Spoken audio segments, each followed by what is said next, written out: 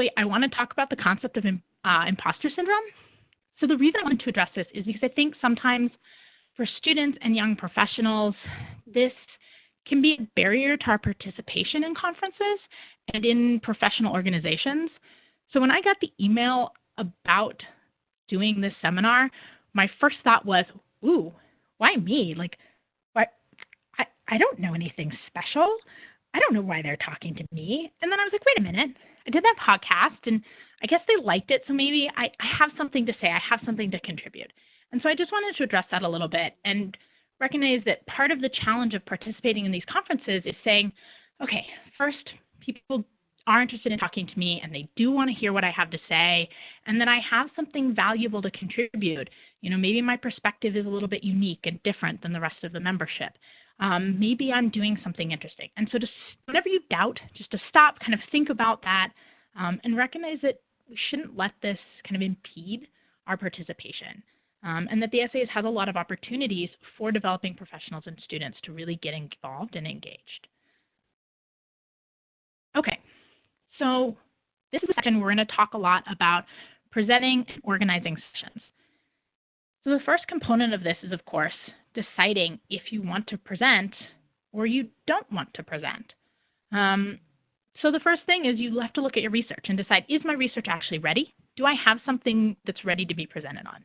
Do I have something to say?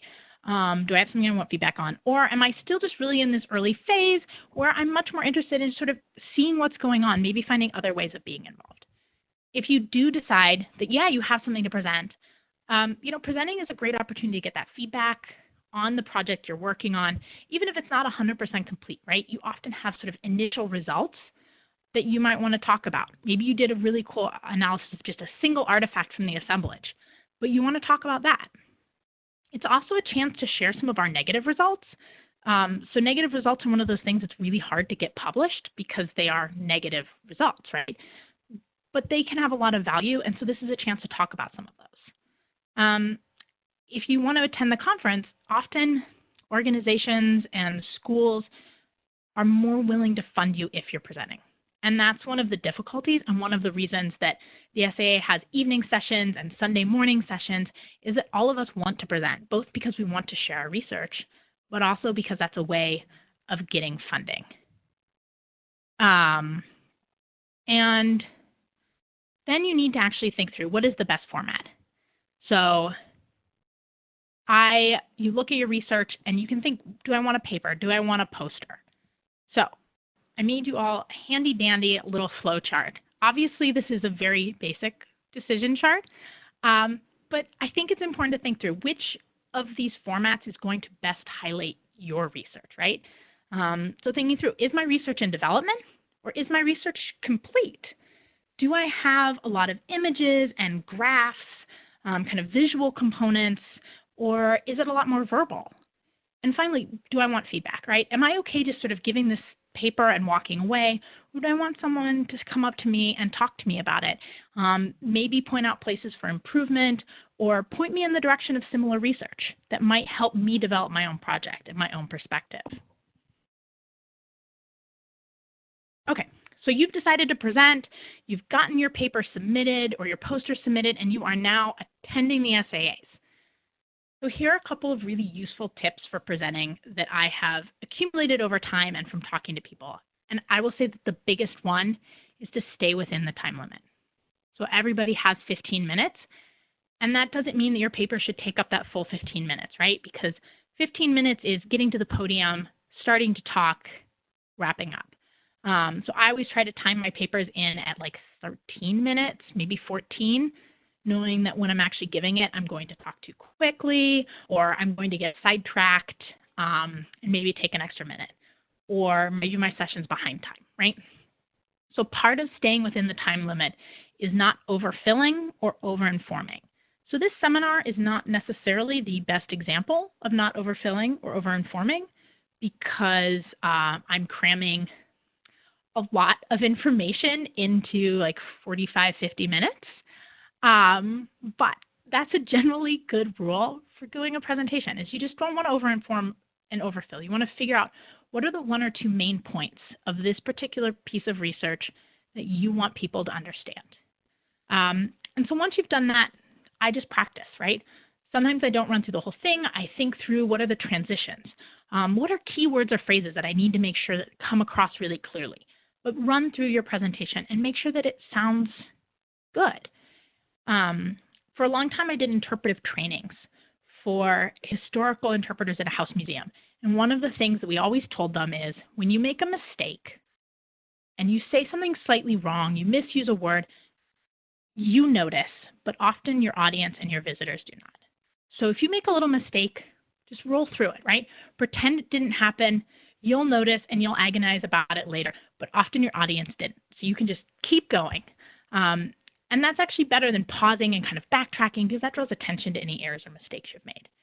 And this kind of comes down to a point that a blogger pointed out, which is people at these conferences remember the absolute best presentations and they remember the absolute worst. So most of us can coast by in the middle, right? That's always my goal. I want to do a presentation that I am comfortable with and proud of, but I don't need it to be the presentation that everybody walks around and goes, oh my God, that was mind-blowing. That was, wow, that was truly fantastic. But I also don't want it to be the presentation that went 10 minutes over and only had 3 slides and made no sense, right? So with those things in mind, presenting really becomes a lot less intimidating because it's standing up and you're talking about your research and hopefully you're talking about something that you really love and are passionate about and that you know more about than almost anyone, right? Because you've been doing this research and you've been thinking about it and you've been writing this paper. So now you have this amazing paper that you want to give, but how do you find a session, right? So we talked a little bit about how all these papers are grouped into sessions under a topic. So this is something that I find sometimes really challenging is finding a session to be part of. So one of the things I often do is I contact advisors or I contact other scholars who do work that's very similar to mine. And I just say, hey, have you been invited to any cool sounding sessions? You know what my work is on. Is there anything that you think you've been invited to that maybe my research would fit in? And often they're really open to saying, oh yeah, no, I got invited to this session on landscape and I don't have a paper for it, but let me send you the information, the abstract and the organizer's emails. And then you can email those organizers with an abstract and say, oh, Dr. So-and-so sent this to me. Would you be interested? Right? So that's one really useful way of finding a session is just talking to other people. You can also sign up for different listservs and read their emails. So when you join as a member, there's all of those listservs that you can decide to join. And so join ones that you think sound interesting to you, right? Oh, public education and outreach. Oh, that sounds great. Oh, museums. That sounds great. So join those listservs. The SAA also has an e-community, which I just learned about. It's really neat. You can join this online. There's a link for it at the end. And this is a place where people can talk about the meetings and post messages about it. They can post open calls. So say there's someone who has a phenomenal session, but they don't have as many participants as they'd like. They will post it on the e-community. And you can find it and say, oh, I have a paper or an idea that would really fit this. The last other thing you can do is you can just submit your abstract for a general session. You can say, you know what, this is a really cool idea, but I just don't know anyone who's doing anything like this. And I'm going to submit it. And then the SAA volunteers will group it for you. And one of the best sessions that I've ever been in was actually a general session on contemporary archaeology, and it was really fun and really good. And the papers in it were people and papers that I would never have necessarily sought out, but they were really interesting. And they're some of the papers that I remember, some of those best papers that I talk about. So, those general sessions are really nice to be part of, and you meet different people.